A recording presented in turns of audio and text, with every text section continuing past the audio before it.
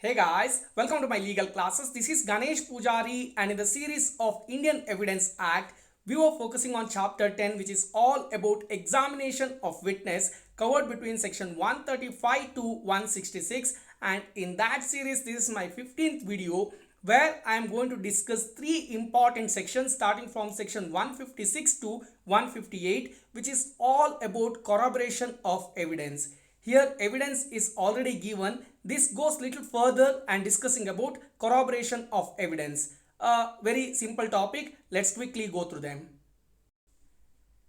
Section 156 discusses about questions tending to corroborate evidence of relevant fact admissible. First, let us quickly go through the Bare Act provision and then I will explain with the help of my chart. It says, when a witness whom it is intended to corroborate gives evidence of any relevant fact, he may be questioned as to any other circumstances which he observed at or near to the time or place at which such relevant fact occurred, if the court is of the opinion that such circumstances, if proved, would corroborate the testimony of the witness as to the relevant fact which he testifies. Though the section looks little lengthy, it's a very easy section. First, I will read out my chart and then I will explain with the illustration which clears all of your doubt. When the intention is to corroborate the testimony of the witness. Now here, the witness has already given a testimony and the intention of the examiner is to corroborate his testimony which he has already earlier given. Now to corroborate his earlier testimony, he may be questioned about any other circumstances which he observed at or near the time or at or near the place at what such relevant fact occurred. What happens here? Testimony is already given and we want to just prove or corroborate that testimony. For that, we are asking further questions on the circumstances of that event, wherever it is happened or whenever it is happened. Basically, it is connected to the time at or near. That means it may be a precise time or somewhere about or at or near the place, which means a particular place or somewhere near the place. Now, all these circumstances which are connected to that relevant fact. Now, by getting this another information, if it corroborates the earlier testimony, in that case, that can be done. Now, let us try understand with the help of an illustration. Imagine a robbery has happened. Now, the witness has earlier told that the robbery has happened at 9:30 and he was also in the team of robbers and they committed the robbery at 9:30 p.m.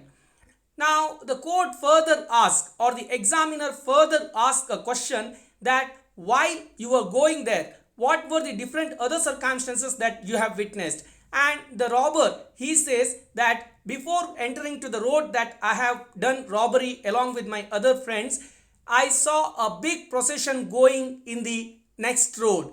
In that case, if a CCTV footage proves that at 9:15 p.m. there was a procession gone in that road, now the evidence related to that procession, the CCTV footage, etc., or any witness for that procession can be given because that is the other circumstances which are helping to prove both time as well as place. Now, evidences related to other circumstances can be taken. I hope that is very clear. But here we have to observe one prerequisition that court needs to have the opinion that such circumstances, if proved, would corroborate the testimony of the witness as to the relevant fact which he testifies. Now, court should feel that giving that additional evidences related to circumstances will help to corroborate the earlier testimony. If court feels so, in that case, section 156 comes into life, which is what we need to understand. Section 157 discusses about formal statements of witness may be proved to corroborate later testimony as to same fact. Now, the Bare Act provision says, in order to corroborate the testimony of a witness, any formal statements made by such witness relating to the same fact at or about the time when the fact took place or before any authority legally competent to investigate the fact may be proved.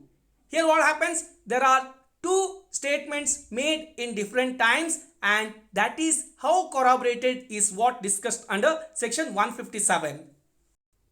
The chart goes this way. In order to corroborate the testimony of a witness regarding any former statement made by such witness relating to the same fact. Now, one very important aspect we need to remember when discussing section 156, 157 and 158 is we are already having a testimony by such witness. All that we are trying to do is give additional evidence and corroborate such testimony. Now that's all we are trying to do under section 156, 157 and 158. Here in this case what happens under section 157, there is already a former statement available by the witness related to at what time such fact took place or about what time that fact took place. Now at means precise time, about means somewhere. Now if I say at 9:30, it is 9:30. But if I say about 9:30, it may be 9:15 or maybe 9:45 also. Now that is the difference you need to observe. Now if he has already made a statement that at or about the time when the fact took place, that can be corroborated with his another statement or that can be proved. That is what we are discussing under section 157.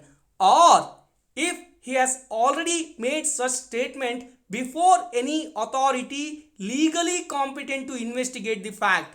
Now if he has made the statement in front of the investigation officer or some legal authority who is having competency to do such investigation, now that statement will corroborate the testimony of such witness. Now all that we need to remember here is there are two statements made in two different times, and using one statement the other statement can be corroborated in the given scenario. That is what we need to understand. The last section that we are understanding when it comes to corroboration of evidence is section 158, which discusses about what matters may be proved in connection with proved statement relevant under section 32 or section 33, and the Barak provision says whenever any statement relevant under section 32 or 33 is proved, all matters may be proved either in order to contradict or to corroborate it, or in order to impeach or confirm the credit of the person by whom it was made, which might have been proved if that person had been called as a witness and had denied upon cross-examination of the truth the matter suggested. Before getting into my chart, let's quickly try understand or just know what is all about section 32 and 33. Section 32, I have at least two videos including an independent video on dying declaration. This particular section discusses about cases in which statement of relevant fact by the person who is dead or cannot be found etc. is relevant. And section 33 also I have an independent video which discusses about relevancy of certain evidence for proving in subsequent proceeding the truth of facts therein stated. Here what we need to remember is this is all about those relevant fact or statements made by the person who is dead or cannot be found. That is a very important aspect we need to remember. So from there we have to take cue for section 158. The chart goes this way, or rather before getting into the chart we need to understand that this section continues from section 32 and 33. There was a statement already made by a person who is dead or cannot be found, and it is already proved that that is relevant. Now when the statement relevant under section 32 and 33, from there we are continuing the chart. Now it can be further contradicted, corroborated, credit may be impeached, credit may be confirmed. Now two boxes I have given in red and two boxes I have given in green. Why so? Because I just wanted to make it very simple to understand what is the positivity or negativity coming after section 32 and 33. Remember, the statements which are relevant under section 32 and 33 are not the dead end for that particular section. They can be further contradicted or corroborated. Now a person is dead or cannot be found. He or she made a statement under section 32 or section 33. Now it was relevant, but that doesn't mean that it was a fact. it can be further contradicted, which means questioned. So it is a negative side of it. So it can be proved against those statements. That is why I have given in red, it can be contradicted. Likewise, you can prove that such statement was a fact or true. That can be further corroborated by adding additional evidence. That is why I have given in green. Likewise, his credibility also be questioned. Now, it may be impeached or it may be confirmed. You can prove that such person was not credit worthy or trustworthy, or you can prove that such person is a trustworthy person. That you can confirm. Now, while reading this section, you have to treat this particular aspect, section 32 or 33, the person who has given or made such relevant statement, you have to feel like, or you have to treat like such person, if he or she was alive, what would have happened? That assumption is very necessary when we are discussing about section 158. With that assumption, that if that person was available, in that case, what could have been done, that can be done under section 158. That's what we need to understand from this particular section. It isn't a bad thing if you are nervous. But always remember, more preparation means less nervousness. With that, I am concluding this session. Please subscribe our channel. Please like, share and comment our videos. Thank you. Bye-bye.